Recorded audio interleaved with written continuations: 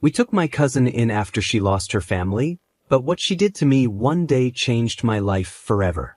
She accused me of something so terrible that I can't even say it right now.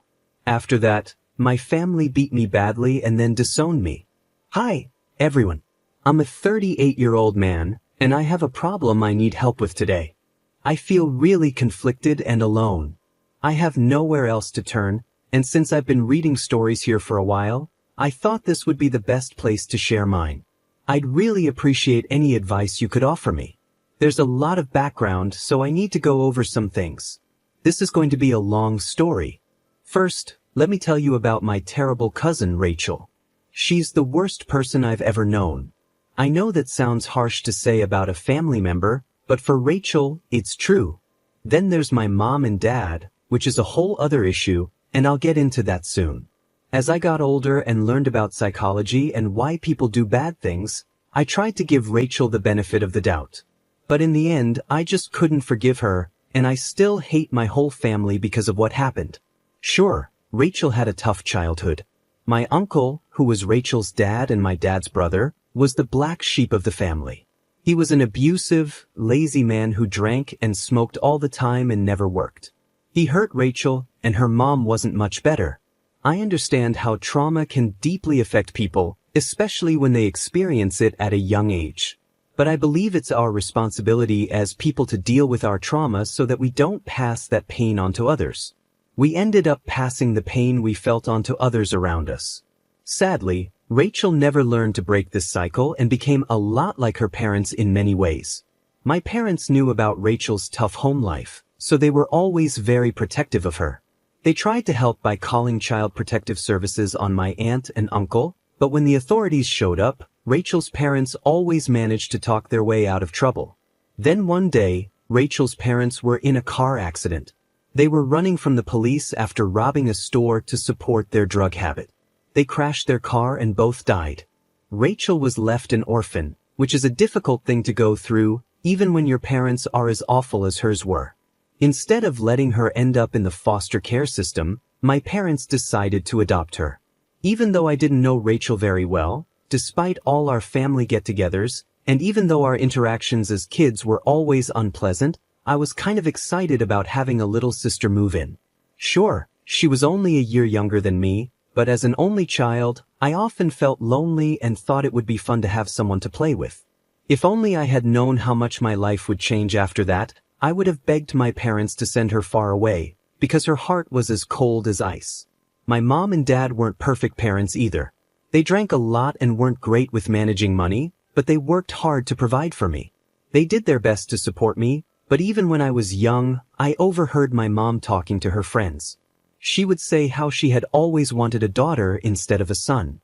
She didn't know I was nearby listening, but even as a little kid, I understood what she meant. Those words cut deep, like a knife. As soon as Rachel moved in, it felt like my mom and dad acted like I didn't exist anymore.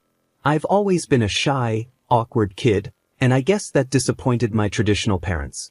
My dad had been the captain of the football team in high school, but I couldn't even throw a ball without tripping over my own feet. I was clumsy and didn't know how to talk to girls, while my dad had been a ladies' man, dating all over town before settling down with my mom. No matter what I did, I couldn't get a girl to like me. My parents always told me I needed to toughen up. They said I was too soft, so my self-esteem was already pretty low. But when Rachel came into the picture, it was completely destroyed. Mom and dad adored Rachel. They treated her like she could do no wrong. If she drew a picture, no matter how bad it looked, they would hang it on the fridge. But when I drew something, they'd barely glance at it before tossing it aside. Rachel would get praised for getting BS in school, while I got straight A's, and they never once told me they were proud of me. She always got the best birthday parties, the best Christmas gifts, and everything she wanted. When Rachel started going to school with me, things only got worse. She was a grade below me, but she did everything she could to make my life miserable. I was an awkward nerd, and Rachel was pretty, popular, and loved to gossip. She quickly became part of the cool crowd, the jocks and the cheerleaders, the same people who loved picking on me. Rachel fit right in with them, like a fish in water. Her boyfriend was the captain of the football team, And he was also my biggest bully.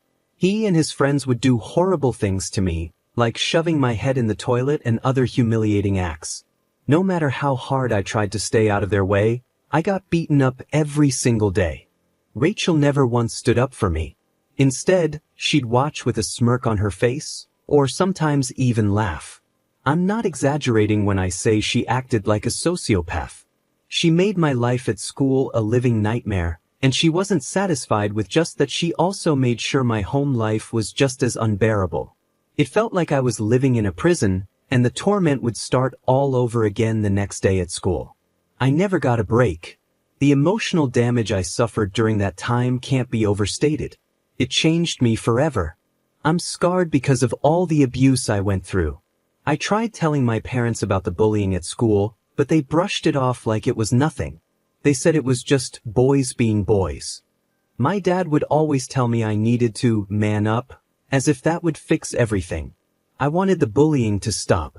My parents saw me with black eyes and bruises, but they still didn't care. Rachel would just stand there and laugh during these talks. Besides that, she was always making up lies about me. She would break things around the house and blame me. Sometimes she would even cry and tell my parents that I hit her. She was so good at lying that she almost made me doubt myself, like maybe I really did what she said. Of course, my parents believed everything she told them. I lost track of how many times I was unfairly punished for things I didn't do. Over time, this started to wear me down. I felt worthless and became more and more depressed. As the stress piled up, my grades started to slip. Even though my grades were still better than Rachel's, my parents scolded me for it. This just made me feel even worse. Because my grades dropped, I couldn't get into the university I dreamed of. I felt stuck in our small town, in that miserable house. I ended up going to a local community college and worked hard on an engineering degree.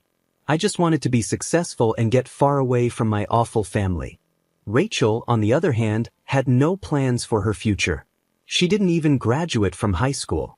She dropped out at the start of her senior year and began sleeping with nearly every guy in town.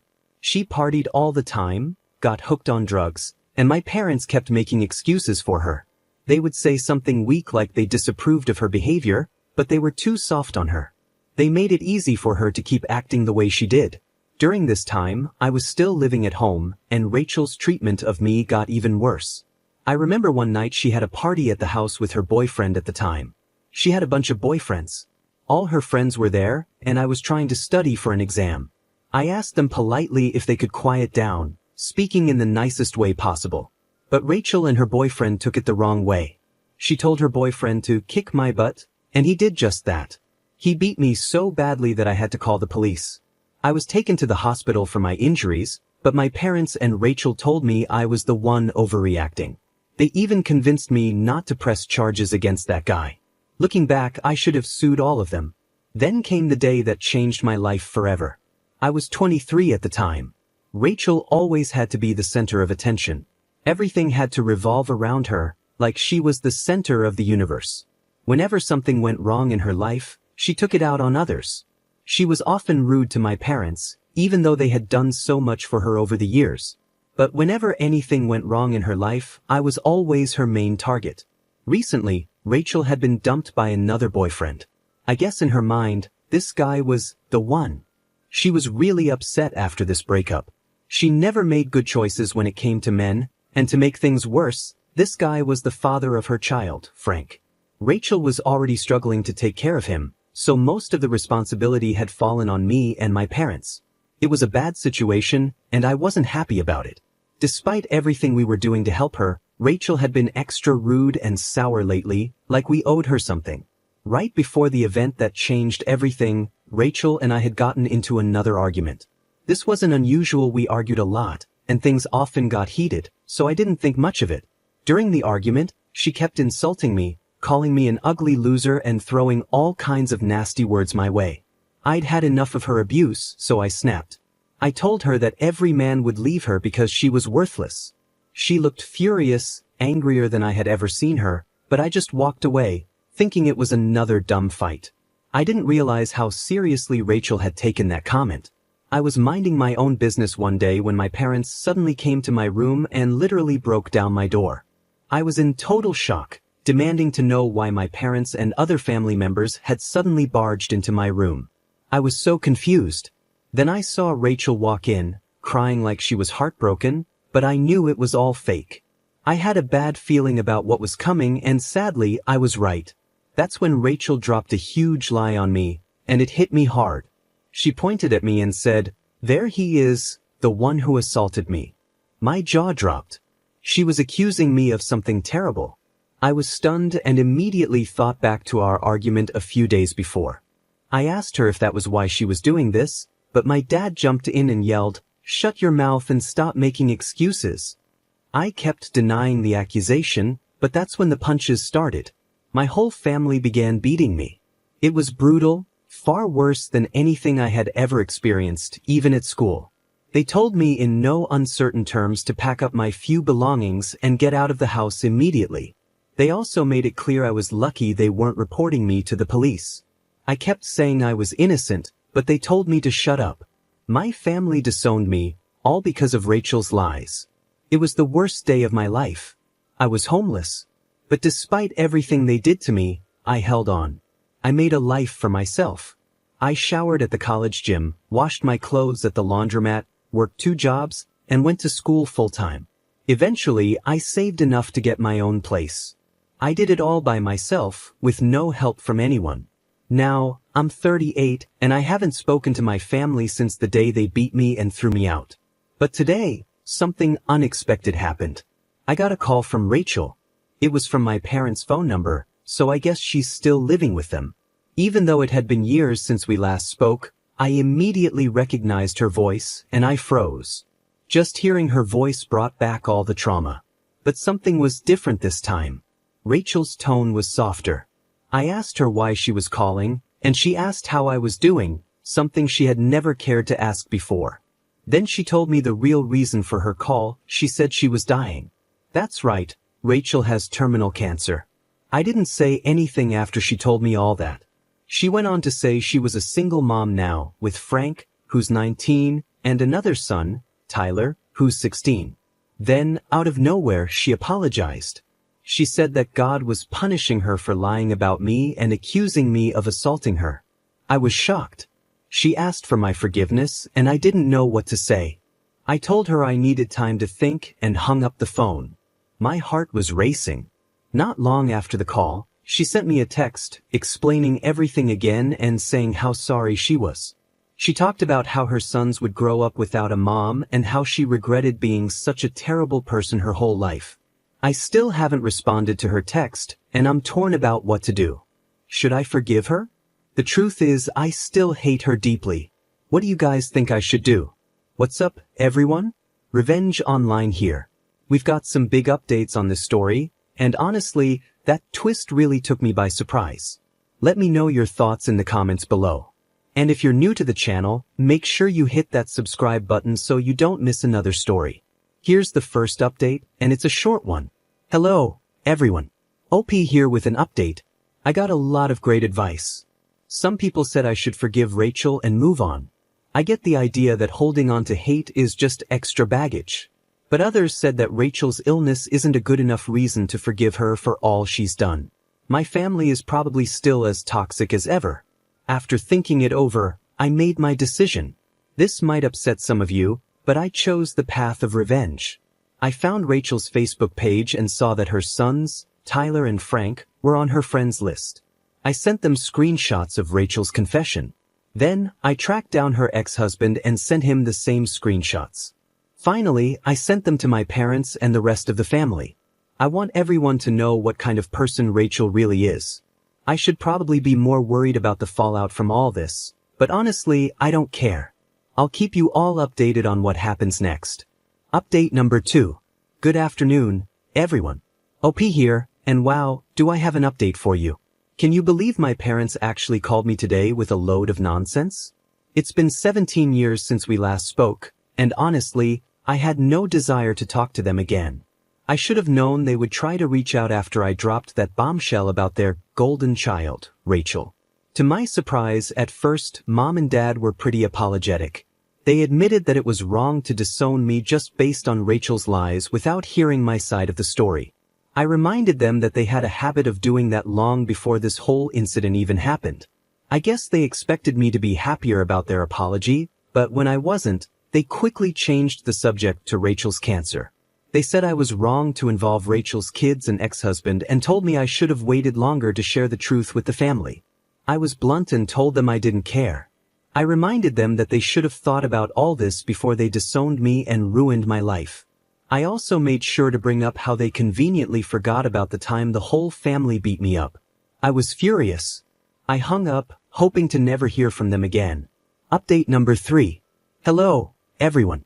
Today is a beautiful day, and I've got some big news to share with you. I got another phone call from my parents this morning. I hesitated to answer, but I figured it must be important if they were calling again, so I picked up. My parents were in tears, crying uncontrollably.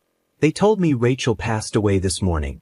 But it's only been 5 days since she confessed her lies to me, and now she's gone.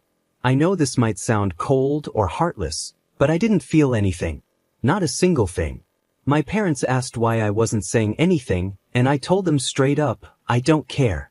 They called me heartless and cruel for saying that about my own cousin, but I reminded them that they were the ones who had abandoned their only son.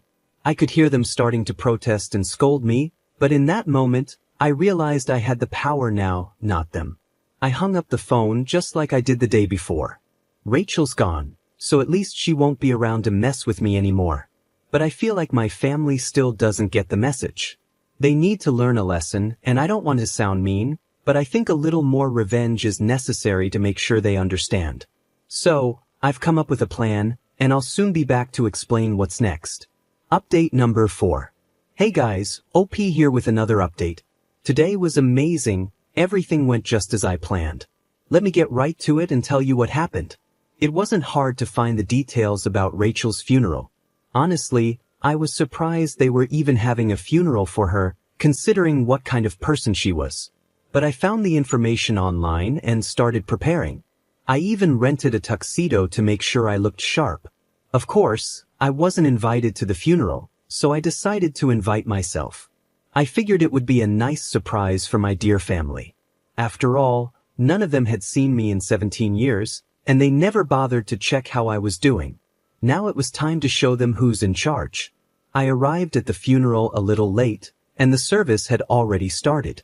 When I walked through the church doors, I saw a surprisingly big crowd there to say goodbye to Rachel. That worked out well for me, more people to witness the scene I had planned. I walked straight up to the podium and told the preacher to step aside. People in the crowd started whispering, trying to figure out who I was. I heard someone say, "Is that?" They couldn't quite place me at first, but it was time to remind them. I gave my speech and I didn't hold back. I exposed my parents for all their neglect and abuse. Then I laid out every terrible thing Rachel had done to me over the years. I didn't care who was listening, even if there were kids in the crowd. They needed to know that their mother was a horrible person. I trashed my entire family to their faces and reminded them how they turned their backs on me when Rachel falsely accused me of assault. It felt good to finally say everything I'd held in for so long. I told them it was disgusting how they immediately believed that I did something so horrible to my own cousin without even hearing my side. That's when my father stood up and told me to shut up and leave. He said I was ruining the funeral and that no one in the room wanted to hear me spread lies about Rachel. Lies? It was almost laughable. Even after knowing the truth about Rachel, they were still defending her. Dad even threatened to call the police if I didn't leave. I'm not a violent person, but at that moment, I was ready to fight him. Then something unexpected happened. Tyler and Frank stood up. No one had asked them what they thought, and for the first time, they spoke out. They confirmed everything I said about Rachel.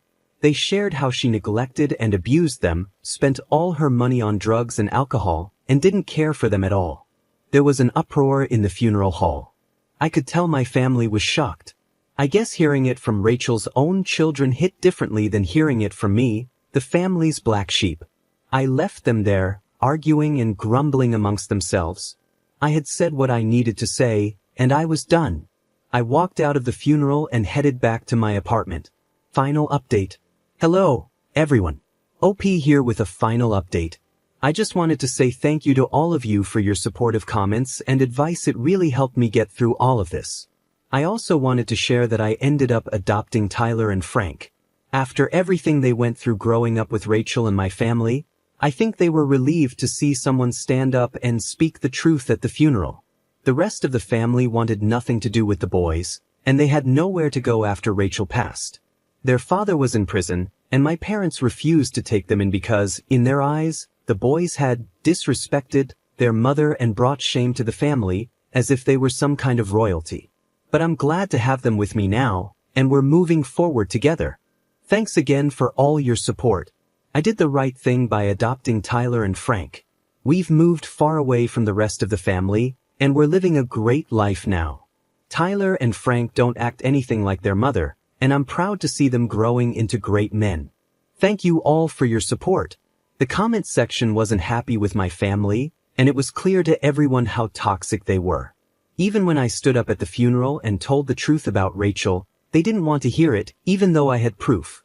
It wasn't until Tyler and Frank confirmed everything, I said that people started to realize how abusive Rachel had been. In the end, I knew I couldn't let Tyler and Frank grow up in that toxic environment, so I took them in. A lot of people in the comments section thought that was the right thing to do, and I agree. Let me know your thoughts on today's story, guys. My name is Revenge Online, and I share stories like this every day. If you want to be a part of these daily stories, go ahead and subscribe to the channel. I'll see you tomorrow, and remember, it's cool to be kind. See you soon.